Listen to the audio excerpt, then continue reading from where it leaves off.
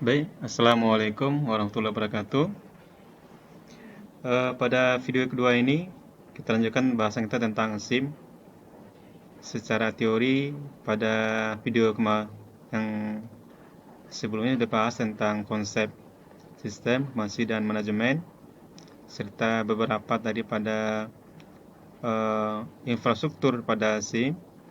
Maka pada hari ini kita bahas tentang bagaimanakah kaitan kira-kira antara manajemen tadi dengan sistem informasi. Nah, pada bahasan kali ini sudah membahas ya, lebih menjurus lagi kepada bagaimanakah tingkatan manajemen itu dari segi pengelolaan informasinya. Dalam manajemen kita tentu pernah memahami bahasanya ada tingkatan manajemen, tingkatan atas, tingkatan menengah, tingkatan bawah. Nah, rupanya di segi sifat informasi pun ini ketiga tingkatan manajemen ini berbeda sifat informasinya. Di bagian ini Anda lihat bahwasanya yang paling atas itu manajemen tingkat atas. Itu tujuan atau sasaran untuk pencapaian visi misi. Kemudian yang kedua itu manajemen tingkat 2. Tujuan sasaran adalah efektivitas. Bagaimana bekerja lebih kepada pencapaian hasil. Kemudian yang ketiga adalah manajemen tingkat bawah. Itu tujuan sasaran adalah efisiensi. Bagaimana ukurannya waktu dan biaya. Nah, coba Anda perhatikan ini di bagian ini. Semakin ke atas ini, maka informasinya bersifat tidak teratur atau tidak terstruktur. Sedangkan semakin ke bawah, maka informasi semakin teratur, terstruktur. Anda bayangkan misalnya seperti ini. Ini ada direktur perusahaan, ini ada manajernya, dan ini ada orang yang bekerja di bawah atau buruh. Nah, maka tentunya seorang direktur perusahaan dia banyak informasi yang diperolehnya, tetapi tidak teratur lagi. Artinya lebih umum sifatnya, tidak rinci. Nah, sementara manajer di bawahnya tadi, dia sifatnya itu dia informasi itu lebih berada antara terstruktur dan tidak terstruktur. Artinya apa? Berarti dia sedang-sedang saja. Nah, sementara yang di bawahnya ini, itu informasinya lebih struktur, lebih rinci. Misal, ada seorang direktur atau kepala atau pemilik swalayan. Nah, ini adalah pengawas atau mandornya atau pengawas orang yang bekerja di swalayan. Nah, sementara yang bagian bawah ini adalah pelayan di swalayan. Nah, tentu yang kepala swalayan ini atau pimpinan itu dia banyak tahu dia tentang swalayan tersebut. Berapa investasinya, berapa jumlah karyawannya, berapa gajinya untuk karyawannya, berapa jenis-jenis barang yang akan dimasukkannya.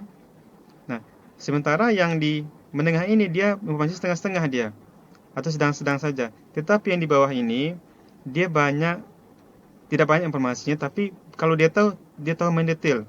Contoh, berapa jumlah barang atau berapa persediaan. Misalnya aku ada sebuah rak misalnya. Atau berapakah persediaan sekarang Coca-Cola dalam sebuah lemari es. Dia tahu dia informasinya, tetapi dia tahu itu betul detail, sementara di atas ini tidak detail. Jadi yang di bawah ini dia banyak tahu itu mendetail, sementara di atas ini banyak tahu tapi tidak mendetail. Ini sifat informasinya. Jadi sehingga apa di bagian ini gambar bahwasanya semakin ke atas itu informasinya semakin banyak tetapi tidak terstruktur.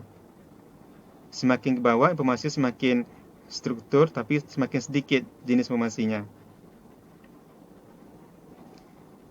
Nah, lalu yang kedua, ini hubungannya dengan sifat informasi. Manajemen dan sifat informasi. Sama seperti yang tadi kita bagi 3, tingkat atas, tingkat menengah, tingkat bawah. Nah, Anda bayangkan di sini skema ini ya. Pertama yang tingkat atas, dia bersifat eksternal. Artinya apa? Berarti informasi lebih sifat keluar. Kita kembali ke contoh kepala swalayan tadi. Ya, atau pemilik swalayan tadi. dia sifatnya eksternal.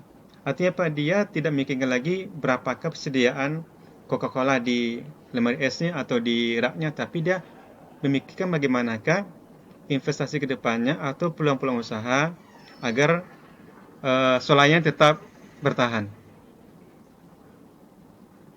Jadi dia memikirkan bagaimanakah investasi ke depannya agar solanya tetap bertahan atau tetap buka. Kemudian dia berpikir global, tidak lagi memikirkan tentang misalnya dia tidak memikirkan lagi bagaimana tentang solayan tersebut atau mikir tentang suatu solayan, tetapi dia memikirkan bagaimana solayan-solayan lainnya, bagaimana buka cabang yang baru atau bagaimana mengembangkan keluar daerah misalnya.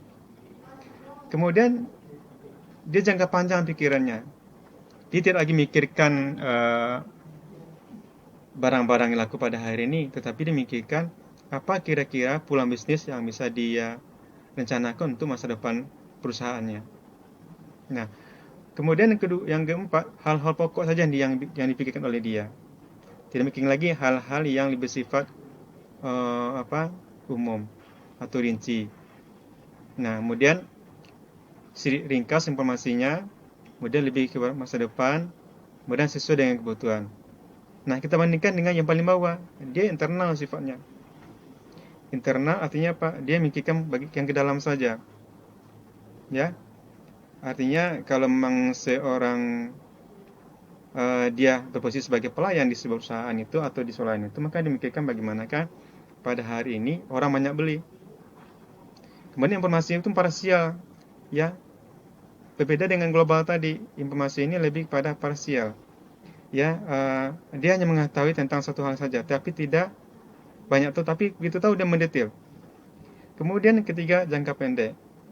Dia hanya memikirkan hari ini bagaimana orang banyak membeli, kemudian banyak pemasukan.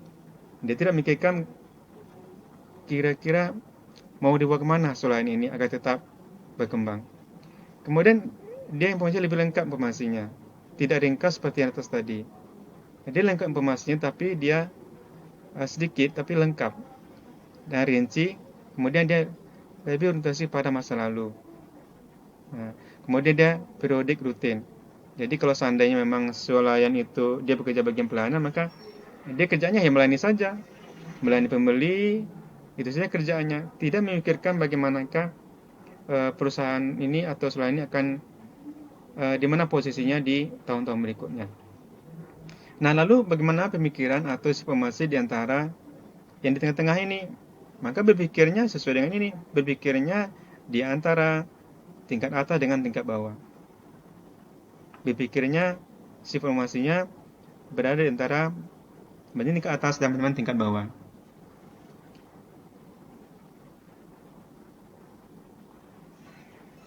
Oke, kita lanjutkan yang ke berikutnya. Manajemen sistem informasi. Nah, di sini ada namanya DSS, Decision Support System. Dan namanya sini MCS, Management Control System.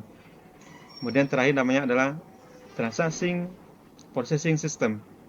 Nah, gampangnya adalah ini pemilik swalayan, ini mandat swalayan, ini adalah pelayan di swalayan.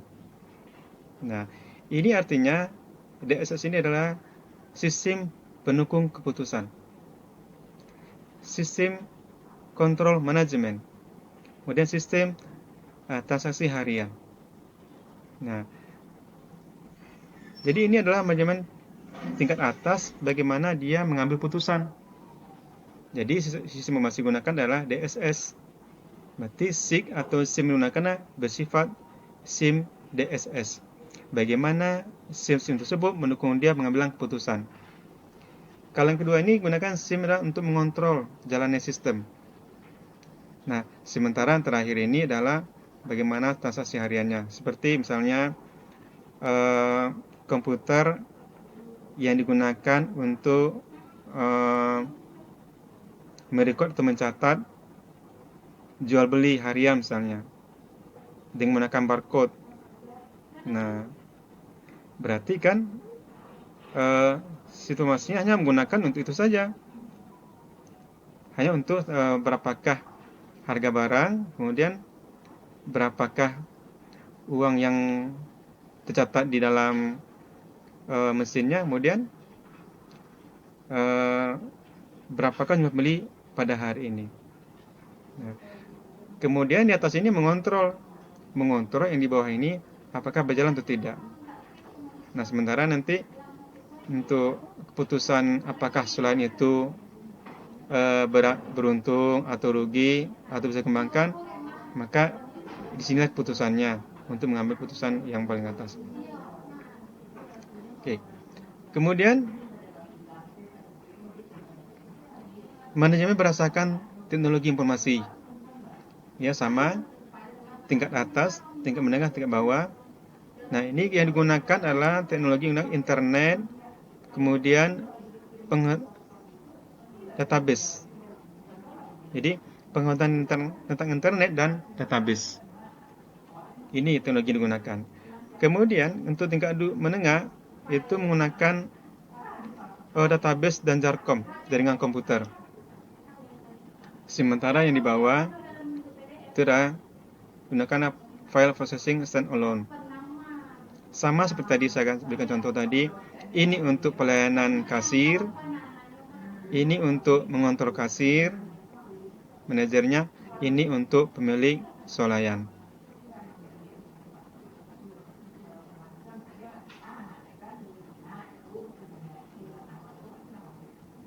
Oke, kemudian yang terakhir pembagian tingkatan manajemen berdasarkan alat keputusannya. Ya, pembagian manajemen berdasarkan alat keputusannya. Nah, Anda lihat di sini. Berarti manajer paling atas dia cara yang berpikir itulah estimasi, memperkirakan. Ya, dia memperkirakan. Maka alatnya statistik. Ya, bikinnya lebih ke depan, memperkirakan. Maka alat pikirannya adalah alat digunakan statistik. Sementara yang bawah ini bagaimana mengoptimalkan sumber daya yang sudah ada. Ya, bagaimana mengoptimalkan sumber daya yang sudah ada sehingga apa? Sehingga kegiatan hariannya hanya seperti matematik, menghitung berapa barang yang laku pada ini, berapa pemasukan hari ini. Ya, itu saja yang dikerjakannya. Berusaha bagaimanakah hari ini banyak orang yang beli, banyak untung. Tetapi kalau yang di atas tadi dia lebih memperkirakan ke depannya bagaimana. Maka menggunakan statistik, ini menggunakan matematik. Sementara yang di tengah-tengah ini berada di antara sini pemikirannya. Ya, antara estimasi dengan optimasi. Oke, kita lihat sekarang terakhir ini keputusan dan change, perubahan. Dari sini ini masa sekarang, masa yang akan datang. Nah, ini adalah mana instrumental change atau keteraturan. Kemudian ini adalah turbulency change atau keadaan yang berubah-ubah, yang mendadak. Nah, kita lihat sini berarti ke depan itu keadaan itu susah diprediksi dan akan berubah-ubah selalu. Maka di sini terlihat bagaimanakah putusan tadi, apakah informasi, inovasi atau intuisi. Yang jelas kalau informasi itu ini digunakan oleh manajemen tingkat bawah. Kemudian inovasi tingkat menengah, tingkat jangka sedang, dan tingkat atas jangka panjang. Oke. Demikian yang sampaikan pada hari ini, dikarenakan waktu ini video ini hanya 15 menit ya, jadi saya tutup. Terima kasih. Assalamualaikum warahmatullahi wabarakatuh.